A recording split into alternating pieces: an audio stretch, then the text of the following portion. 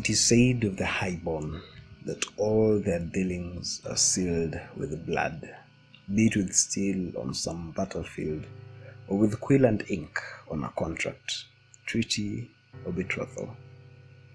The same can be said of nations. The tale of Andor's founding is really the story of its first queen, Ishara Kasalein. And for that, we must turn to the great empire of High King Ata Pendrag Tanrial. Now, isn't that one noble whose name has scarred the records of history? Following a betrayal from kings the young ruler had thought allies, Ata Hawkwing launched a 19-year-old conquest of the land. By free year 963, he would look back on an endless tally of victories and voices that called him master. The realm that was forged from this unification will go down as the most efficient system to ever grace our lands. Ata Pendrag was as effective in this rule as ever he had been on the battlefield. For the first time in history, a mere farmer could bring charges up against a noble and get recompense for the ills visited upon him. It was not for naught that Ata's great sword was named Justice. This fair rule earned him the love and loyalty of the small folk, while the lords and ladies, some former kings and queens who he had humbled and now it seemed took a delight in belittling, resented him. In free year 961, a plot was devised that saw High Queen Amalin Pendrag Tagora and her 3 remaining children killed by poison. A black rage took the High King, as every bit of affection he had borne for his beloved spurred him to seek vengeance for their murder. One of the chief suspects was Joal Ramedar, last ruler of the nation of Aldeshar. The fury Hawkwing visited on the vestiges of this nation, the pure and feeling manner by which he sought to break them, serves as the hallmark of what historians now term as the Black Years or the Years of Silent Rage.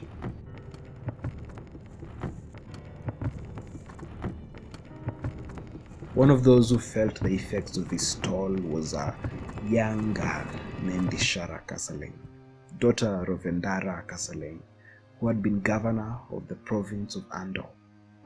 Endara was daughter to Joal Ramedar, and Ata had stripped her of all lands and titles, sending the family off to the edges of the empire.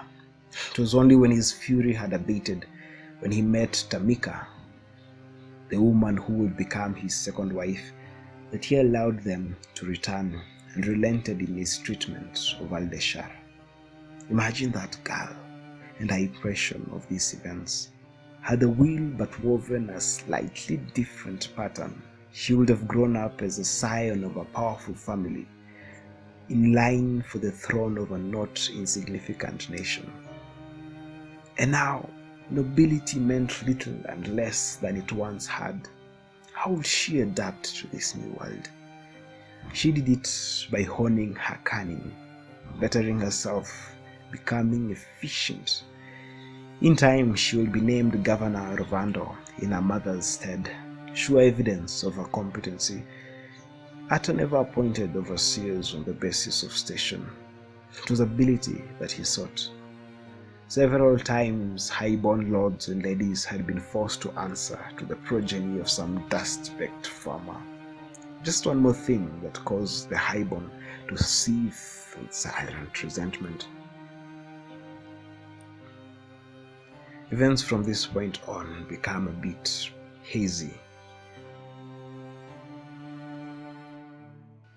The moment of greatest weakness for any empire or kingdom is when its great founder dies, and it then falls to the successor to keep it all together.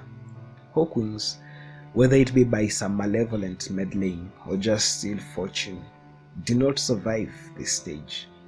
None of his children could inherit what he had painstakingly built. while any lords or ladies with sufficient strength to gather everything to themselves did not survive long. Was it merely the nobility sabotaging themselves again? Knives in the dark sent to curtail whomever seemed strong enough to become a significant threat. None can say. History is a mire, and our only knowledge of these times is gleaned off dusty records and personal accounts that do not inspire confidence. What is certain is the chaos that followed Hawkwing's death.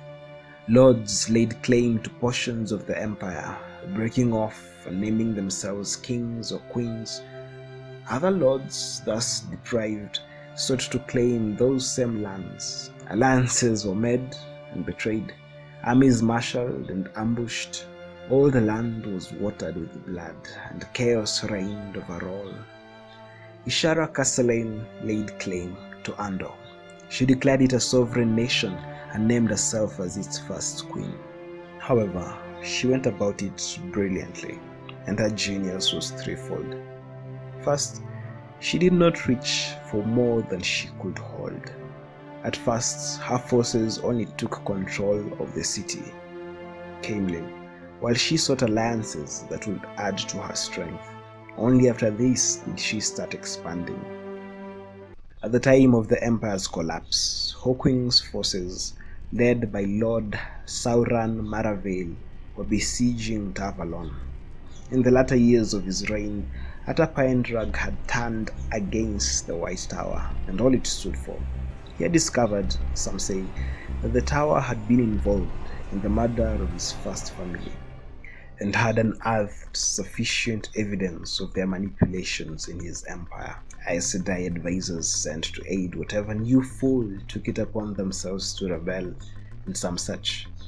Theirs was the only holdout from his empire, and he had been making efforts to seize the city for some years.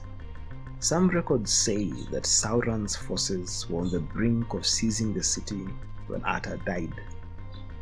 At any rate, despite the pleas of the new Amalin seat, Sauron had no intentions of letting Ata's fate deter him from fulfilling his orders. It is said he planned to continue as before. Yet, mere months later, he would abandon this siege and join his not inconsiderable forces with the fledgling nation of Andor, a nation whose leader had just made common cause with Tavalon and gained its support. What happened? Was it love that moved him? Again, who can say? Sauron withdrew his forces from Tavalon and marched to Camelin. Ishara was crowned first king consort of Andor and took the field against all its enemies. Ishara led the nation, for she was native to these lands, had governed them for years, and was the hand that had forged it. Thus it was that Andor was born. A marriage contract with Sauron, a silent treaty with Tavalon, and generations of blood spilt in war with its adversaries. The War of the 100 Years was devastating. It exacted a toll on all who partook of it. Sauron would die 23 years later, and Ishara soon after, leaving their heirs to continue the fight. 8 queens would steer Andor through the eye of the storm before peace and stability would once again come to these lands. It took a whole century. Imagine that. The Andoran flag is a white lion rampant upon a field of red. One cannot help but think of all the blood signified therein, a high cost paid by thousands. But oh, the nation it birthed. Next to Tavalon, Camelin is probably the best place to be if one seeks an honest and quiet life. Its streets are relatively safe, its officers mostly honest, and its leadership has never flagged. Nobly born or low, you will receive fair consideration here. It is no wonder then that its people are so enamored of their queens.